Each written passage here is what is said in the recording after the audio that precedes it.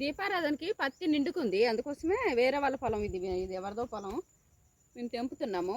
ఈ పత్తి చేలో పత్తి తీసేటప్పుడు పాపం ఇవైతే ఏమా షార్ప్గా ఉంటాయి, ఇవేమో ఇట్లా గుచ్చుకుంటా ఉంటాయి, ఈ చిగుర్లు అన్నీ పోతాయి. ఇక్కడ ఈ గోర్ల దగ్గర ఉన్న స్కిన్ అంతా పోయిద్ది, ఏమా మండిద్ది. ఇట్లా తీస్తారు కదా, ఇది బాగా హార్డ్ ఉంటుంది.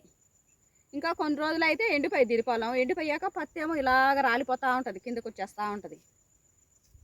చూడండి బాగుంటుంది తీయటం, కానీ రోజంతా ఇందులో చేయాలన్నా చేయలేరు పాపం. వేడి వేడి కదా పత్తి, వేడి పత్తి. కానీ అబ్బో చాలా హార్డ్ ఉంటుంది. ఇది తీసేటప్పుడు మాత్రం గోర్లన్నీ పోతాయి.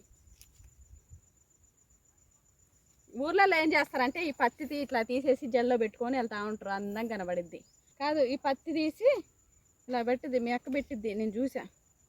ఇలా పువ్వులాగా చేసుకొని పెట్టుకుంటారు. దూరం నుంచి చూస్తూ ఉంటే తెల్ల పువ్వులాగా అనిపిస్తూ ఉంటాయి. ఇలా పెడతారు, ఏమవుతుందా ఇలాగా ఇంకా అందంగా పెట్టుకుంటారు.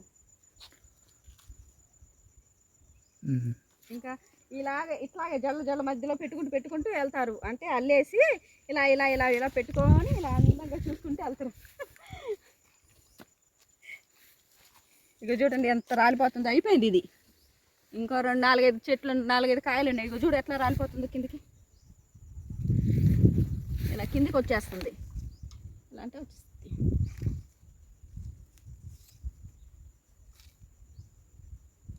కానీ తీసేటప్పుడు చాలా జాగ్రత్తగా ఉండాలి. ఆ కాయలో ఏమా హార్డ్ ఉంటుంది, అది ముళ్ళు లాగా ఉంటుంది. ఓకే.